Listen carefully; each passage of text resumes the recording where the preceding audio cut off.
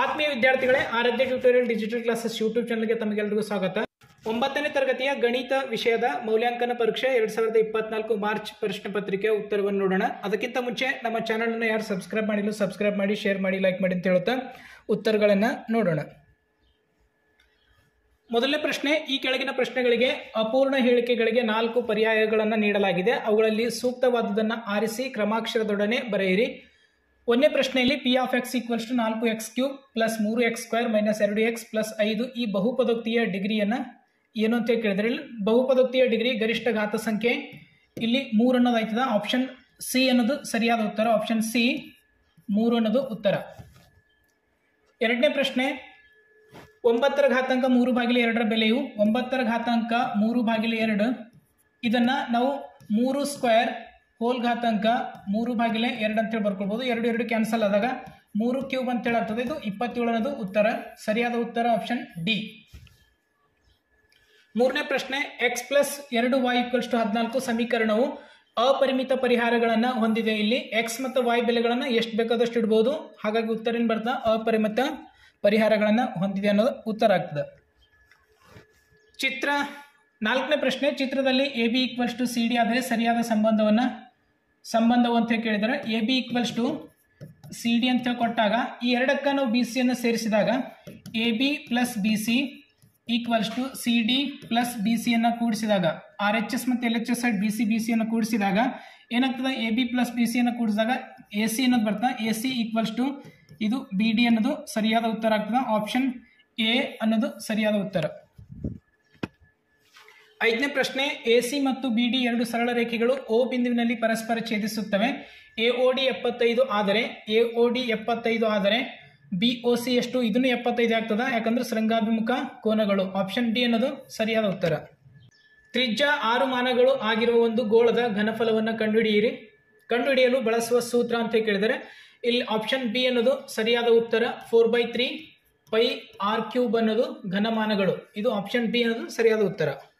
ಪ್ರಶ್ನೆ, ಇವುಗಳಲ್ಲಿ ಯಾವುದೇ ಒಂದು ಘಟನೆಯು ಸಂಭವನೀಯತೆಯಾಗಿರಲು ಸಾಧ್ಯವಾದದ್ದು ಅಂತ ಕೇಳಿದರೆ ಆಪ್ಷನ್ ಎ ಅನ್ನೋದು ಸರಿಯಾದ ಉತ್ತರ. ಇವೆಲ್ಲ ಏನಾಗ್ತವ ಅಂದ್ರೆ 1ಕ್ಕಿಂತ ಕಡಿಮೆ ಬರ್ತಾವ, ಹಾಗಾಗಿ ಆಪ್ಷನ್ ಎ ಅನ್ನೋದು ಸರಿಯಾದ ಉತ್ತರ. 8ನೇದು h ಆಫ್ -5, 4 ಈ ಬಿಂದುವನ್ನ ಚತುರ್ಥಕ ಅಂತ ಕೇಳಿದರೆ, ಮೊದಲನೇ ಚತುರ್ಥಾಂಕದಲ್ಲಿ 2 ಬಿಂದುಗಳು ಪ್ಲಸ್ ಪ್ಲಸ್ ಆಗಿರ್ತವೆ, 2ನೇ ಚತುರ್ಥಾಂಕದಲ್ಲಿ ಮೈನಸ್ ಪ್ಲಸ್, 3ನೇ ಚತುರ್ಥಾಂಕದಲ್ಲಿ ಮೈನಸ್ ಮೈನಸ್, 4ನೇ ಚತುರ್ಥಾಂಕದಲ್ಲಿ ಪ್ಲಸ್ ಮೈನಸ್ ಅನ್ನೋದು ಇರ್ತದೆ. ಹಾಗಾಗಿ ಆಪ್ಷನ್ 2ನೇದು ಬಿ ಅನ್ನೋದು ಸರಿಯಾದ ಉತ್ತರ. 2ನೇ ಚತುರ್ಥಾಂಕದಲ್ಲಿ ಈ ಬಿಂದುಗಳನ್ನು ಬರ್ತವೆ.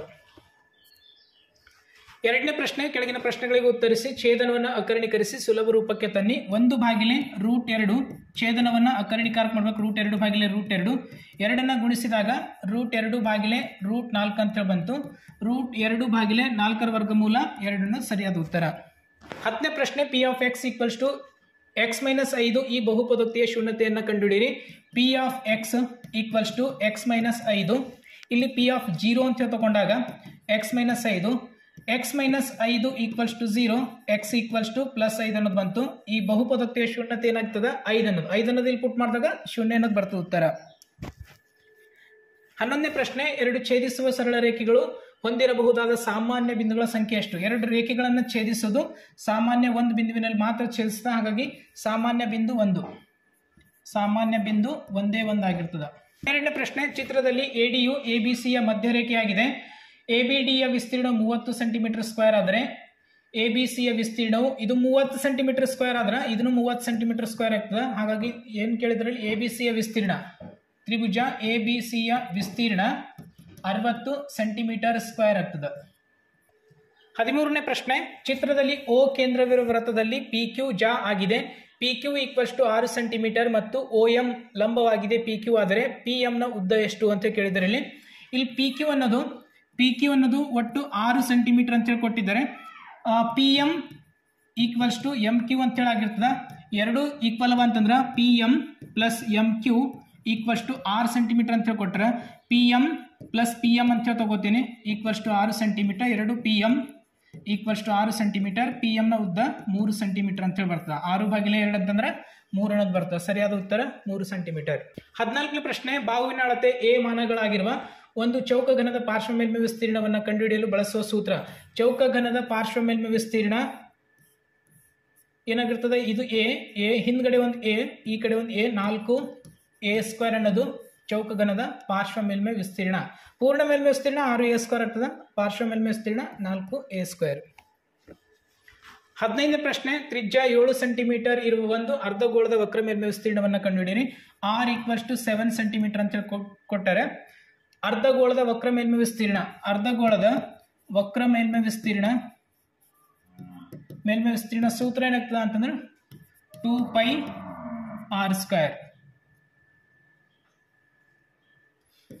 2 × 22/7, 7 × 7 ಕ್ಯಾನ್ಸಲ್ ಆಯಿತು. 44 ಗುಣಿಲೆ 7 ಮಾಡಿದಾಗ 308 ಸೆಂಟಿಮೀಟರ್ ಸ್ಕ್ವೇರ್ ಅನ್ನೋದು ಉತ್ತರ. 16ನೇ ಪ್ರಶ್ನೆ, ಎಕ್ಸ್ ಅಕ್ಷದಿಂದ P(5,2) ಬಿಂದುಗಿರುವ ದೂರ ಎಷ್ಟು ಅಂತ ಕೇಳಿದರೆ ಇಲ್ಲಿ ಒಂದು ಪಾಯಿಂಟ್ ಅದ P, ಇದು ಎಕ್ಸ್ ಬಿಂದು ಆಗಿರ್ತದೆ, ಇದು y ಬಿಂದು ಆಗಿರ್ತದೆ. 5,2 1 2 3 4 5 ಇಲ್ಲಿ 1 2 ಎರಡು ಬಿಂದುಗಳನ್ನು ಇಲ್ಲಿರ್ತಾವೆ. 5,2 ಅನ್ನೋದು P ಬಿಂದು ಎಕ್ಸ್ ಅಕ್ಷದಿಂದ ಇರುವ ದೂರ ಎಷ್ಟು ಮಾನವಾಗಿರುತ್ತೆ? 2 ಮಾನಗಳು.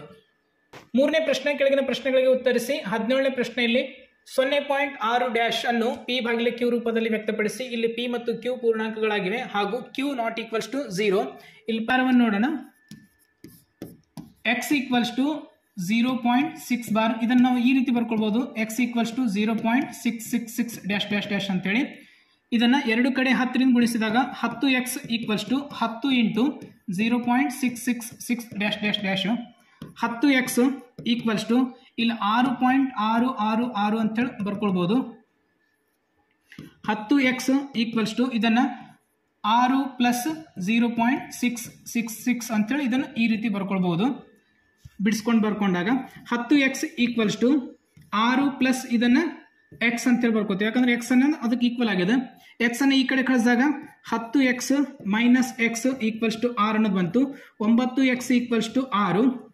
ಇಲ್ಲಿ x = 6/9, x = 2/3, 3 2 ಹಾಗಾಗಿ ಇದು P/Q ರೂಪದಲ್ಲಿ ವ್ಯಕ್ತಪಡಿಸಲಾಗಿದೆ. Q ≠ 0 ಅಂತೇಳಿ ಸಾಧಿಸಲಾಗಿದೆ. 18ನೇ ಪ್ರಶ್ನೆ, 3y = ax + 7 ಈ ಸಮೀಕರಣದ ನಕ್ಷೆಯ ಮೇಲೆ 3,4 ಬಿಂದು ಇರುವುದಾದರೆ a ಯ ಬೆಲೆಯನ್ನು ಕಂಡುಹಿಡಿಯಿರಿ. ಇಲ್ಲಿ 3y = ax + 7 ಅಂತ ಕೊಟ್ಟಿದ್ದಾರೆ. ಇಲ್ಲಿ 3,4 ಅಂದ್ರೆ ಇದು x ಬೆಲೆ, ಇದು y ಬೆಲೆ. ಅದನ್ನು ಇಲ್ಲಿ ಆದೇಶ ಮಾಡಿದಾಗ 3 × 4 = a × x ಬೆಲೆ 3, x ಬೆಲೆ 3 + 7. ಇಲ್ಲಿ 12 = 3a + 7. 7 ಅನ್ನು ಈ ಕಡೆ ಕಳಿಸಿದಾಗ 12 - 7 = 3a.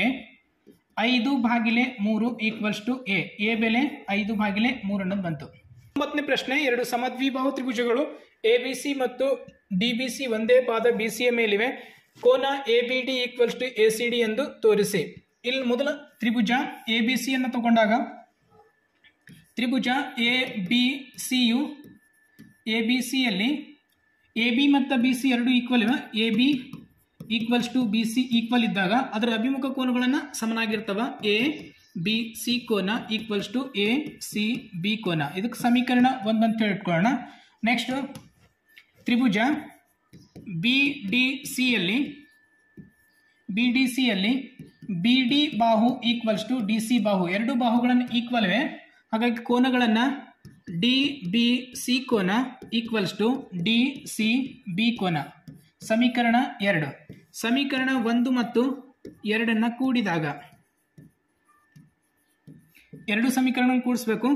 ABC ಪ್ಲಸ್ ಕೋನ DBC = ACB ಪ್ಲಸ್ DCB. ಈ ಎರಡು ಕೋನಗಳನ್ನು ಕೂಡಿಸಿದಾಗ ABD ಅನ್ನೋದೊಂದು ಕೋನ ಬರ್ತದೆ. ABD = ಈ ಎರಡು ಕೋನಗಳನ್ನು ಕೂಡಿಸಿದಾಗ ACD ಅಂತೇಳಿ ಬರ್ತದೆ. ACD ಇದನ್ನೇ ಸಾಧಿಸಬೇಕಿತ್ತು, ಸಾಧಿಸಿದ್ದೇವೆ. 20ನೇ ಪ್ರಶ್ನೆ, ಚಿತ್ರದಲ್ಲಿ L ಬಾಹು ಸಮಾಂತರವಾಗಿದೆ M ಬಾಹುಗೆ, CD ಬಾಹು ಸಮಾಂತರವಾಗಿದೆ AB ಬಾಹು ಮತ್ತು CR ಬಾಹು ಸಮವಾಗಿದೆ BP ಆಗಿದೆ. ತ್ರಿಭುಜ CPR ನ ವಿಸ್ತೀರ್ಣ 24 ಸೆಂಟಿಮೀಟರ್ ಸ್ಕ್ವೇರ್ ಆಗಿದೆ. ಮತ್ತು AD ಬಾಹು, ಇಲ್ಲಿ AD ಬಾಹು ಎಷ್ಟಾಗಿದೆ 8 ಸೆಂಟಿಮೀಟರ್. ಆದರೆ ಸಮಾಂತರ ಚತುರ್ಭುಜ ABCD ಯ ವಿಸ್ತೀರ್ಣವನ್ನು ಹಾಗೂ AR ಮತ್ತು BC ಯ ಸಮಾಂತರ ರೇಖೆಗಳ ನಡುವಿನ ದೂರವನ್ನ ಕಂಡುಹಿಡಿಯಿರಿ. ಇಲ್ಲಿ AR ಮತ್ತು BC ಯ ನಡುವಿನ ದೂರ ಏನಾಗ್ತದ, PC ಅಂತ ಹೇಳಾಗ್ತದ.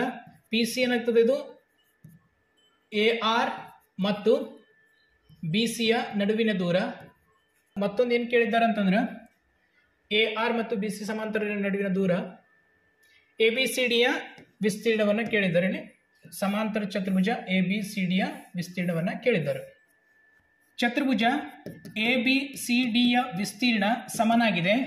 ಯಾವುದಕ್ಕೆ ವಿಸ್ತೀರ್ಣಕ್ಕೆ ಸಮನಾಗಿರ್ತದೆ ಅಂತಂದ್ರೆ ಚತುರ್ಭುಜ BCR ನ ವಿಸ್ತೀರ್ಣಕ್ಕೆ ಸಮನಾಗಿರುತ್ತೆ. ಯಾಕಂತಂದ್ರೆ ಇಲ್ಲಿ BC ಒಂದೇ ಪಾದದ ಮೇಲೆ ಸಮಾಂತರ ರೇಖೆಗಳ ನಡುವೆ, ಕಾರಣ BC ಒಂದೇ ಪಾದ ಮತ್ತು BC ಸಮಾಂತರವಾಗಿದೆ AR. ಸಮಾಂತರ ರೇಖೆಗಳ ನಡುವಲ್ಲಿದ್ದಾಗ ಅವು ಎರಡು ವಿಸ್ತೀರ್ಣಗಳನ್ನು ಈಕ್ವಲ್ ಆಗಿರ್ತವೆ. ಆದ್ರೆ ಮೊದಲು ನಾವು PBCR ನ ವಿಸ್ತೀರ್ಣವನ್ನು ಕಂಡುಹಿಡಿಯಿರಿ. ಇಲ್ಲಿ PBCR ನ ವಿಸ್ತೀರ್ಣ ಯಾವ ರೀತಿ ಆಗ್ತದೆ ಅಂತಂದ್ರೆ PBC ತ್ರಿಭುಜ PBC ಯ ವಿಸ್ತೀರ್ಣ ಪ್ಲಸ್ ತ್ರಿಭುಜ PCR ನ ವಿಸ್ತೀರ್ಣ, ಎರಡು ವಿಸ್ತೀರ್ಣಗಳನ್ನ ಈಕ್ವಲ್ ಆಗಿರ್ತವ. ಈ ಎರಡು ತ್ರಿಭುಜದ ವಿಸ್ತೀರ್ಣವನ್ನು ಕೂಡಿಸಿದಾಗ ಚತುರ್ಭುಜ PBCR ನ ವಿಸ್ತೀರ್ಣವನ್ನು ಬರ್ತದ. ಆದರೆ ಇಲ್ಲಿ PBC ಯ ವಿಸ್ತೀರ್ಣ ಈಕ್ವಲ್ಸ್ ಟು ತ್ರಿಭುಜ PCR ನ ವಿಸ್ತೀರ್ಣವನ್ನು ಆಗ್ತದ. ಈ ಎರಡು ತ್ರಿಭುಜದ ವಿಸ್ತೀರ್ಣಗಳನ್ನ ಈಕ್ವಲ್ ಆಗ್ತವ. ಯಾಕಂತಂದ್ರೆ ಸಮಾಂತರ ಚತುರ್ಭುಜದ ಕರ್ಣ ಏನ್ ಮಾಡ್ತದ ಅಂತಂದ್ರೆ ಎರಡು ಸರ್ವಸಮ ತ್ರಿಭುಜಗಳನ್ನು ಮಾಡ್ತದ.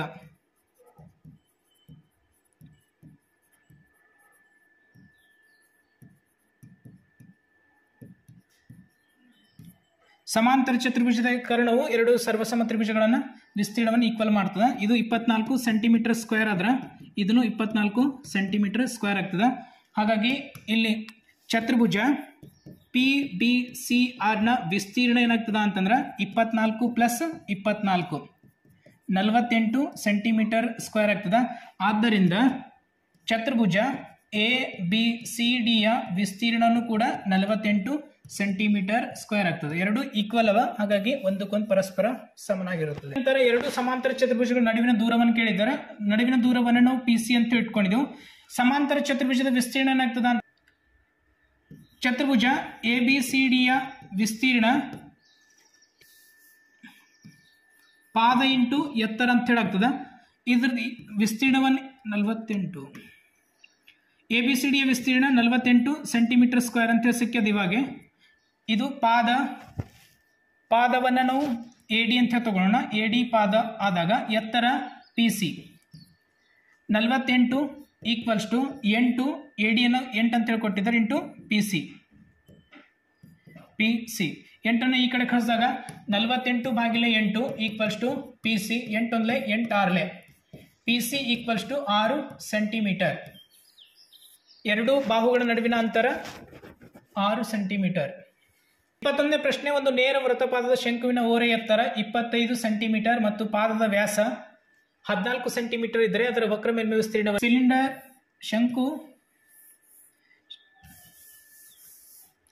ಶಂಕುವಿನ ಓರೆ ಎತ್ತರವನ್ನು ಕೊಟ್ಟಿದ್ದಾರೆ. ಶಂಕುವಿನ ಓರೆ ಎತ್ತರ 25 ಸೆಂಟಿಮೀಟರ್ ಸ್ಕ್ವೇರ್ ಮತ್ತು ವ್ಯಾಸವನ್ನ 14 ಸೆಂಟಿಮೀಟರ್ ಅಂತ ಕೊಟ್ಟರೆ ತ್ರಿಜ್ಯ ಏನಾಗ್ತದೆ ಇಲ್ಲಿ D equals to 14 centimetre, R equals to 6 centimetre ಅಂತ ಬಂತು. L ಈಕ್ವಲ್ಸ್ ಟು 25 ಸೆಂಟಿಮೀಟರ್ ಅಂತ ಕೊಟ್ಟಿದ್ದಾರೆ. ನಾವು ಏನು ಕಂಡುಹಿಡಬೇಕು, ಶಂಕುವಿನ ವಕ್ರ ಮೇಲ್ಮೈ ವಿಸ್ತೀರ್ಣವನ್ನು ಕಂಡುಹಿಡಬೇಕು. ವಕ್ರ ಮೇಲ್ಮೈ ವಿಸ್ತೀರ್ಣ ಪೈ ಆರ್ ಎಲ್ ಅನ್ನೋ ಸೂತ್ರ 22/7 ಇಂಟು R ಅಂತಂದ್ರೆ 7, L ಅಂತಂದ್ರೆ 25. ಎರಡನ್ನ ಕ್ಯಾನ್ಸಲ್ ಆಯಿತು.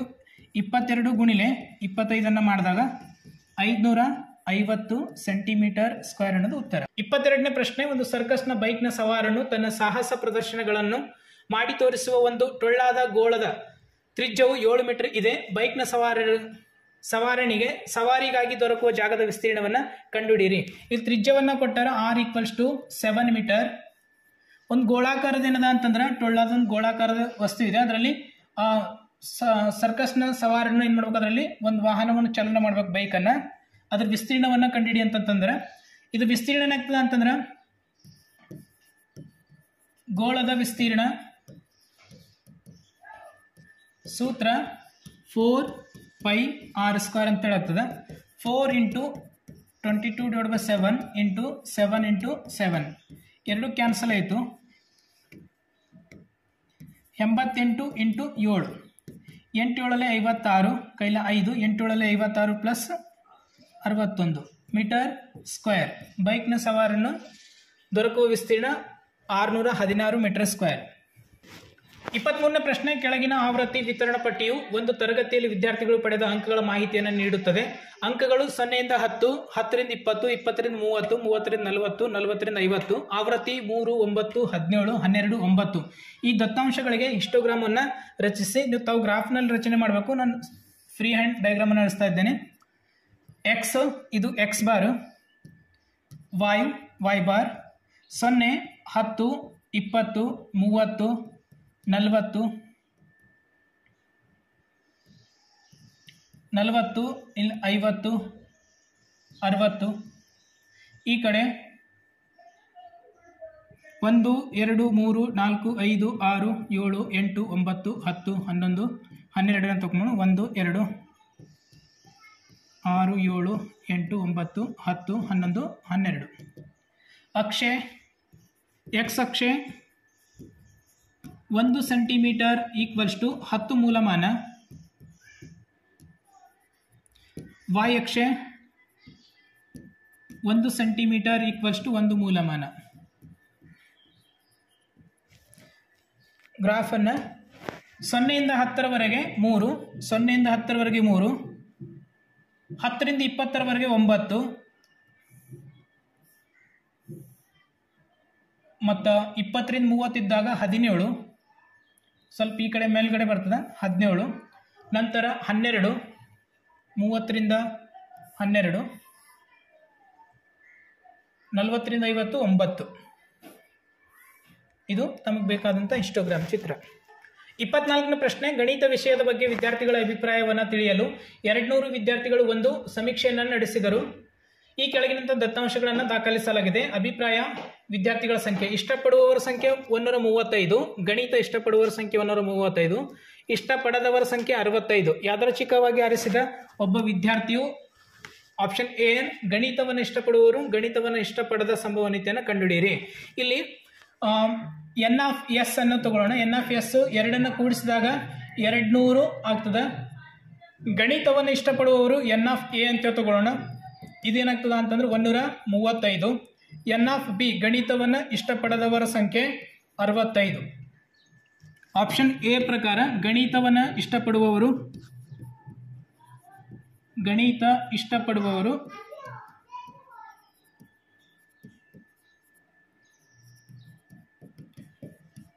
P of E = N of A / N of S. 135 ಭಾಗಿಲೆ 200. ಗಣಿತವನ್ನು ಇಷ್ಟಪಡದವರ ಸಂಖ್ಯೆ ಆಪ್ಷನ್ ಬಿ ಪ್ರಕಾರ ಗಣಿತವನ್ನು ಇಷ್ಟಪಡದವರ ಸಂಖ್ಯೆ ಅಥವಾ ಸಂಭವನೀಯತೆಯಲ್ಲಿ P of E = E' ಅಂತ ಹೇಳಿ ತಗೋಬಹುದು. N of B / N of S. 65 ಭಾಗಿಲೆ 200 ಅನ್ನೋದು ಸರಿಯಾದ ಉತ್ತರ. ಇಲ್ಲಿಯವರೆಗೆ ನಾವು 9ನೇ ತರಗತಿಯ 1 ಅಂಕದ ಮತ್ತು 2 ಅಂಕದ ಪ್ರಶ್ನೆಗಳ ಪರಿಹಾರವನ್ನು ನೋಡಿದ್ದೇವೆ. ಮುಂದಿನ ಭಾಗದಲ್ಲಿ 3 ಅಂಕ, 4 ಅಂಕ ಮತ್ತು 5 ಅಂಕದ ಉಳಿದ ಪ್ರಶ್ನೆಗಳ ಉತ್ತರವನ್ನು ನೋಡೋಣ. ವಿಡಿಯೋನ ಇಷ್ಟ ಆದರೆ ಲೈಕ್ ಮಾಡಿ, ಶೇರ್ ಮಾಡಿ, ಸಬ್ಸ್ಕ್ರೈಬ್ ಮಾಡಿ. ಧನ್ಯವಾದಗಳು.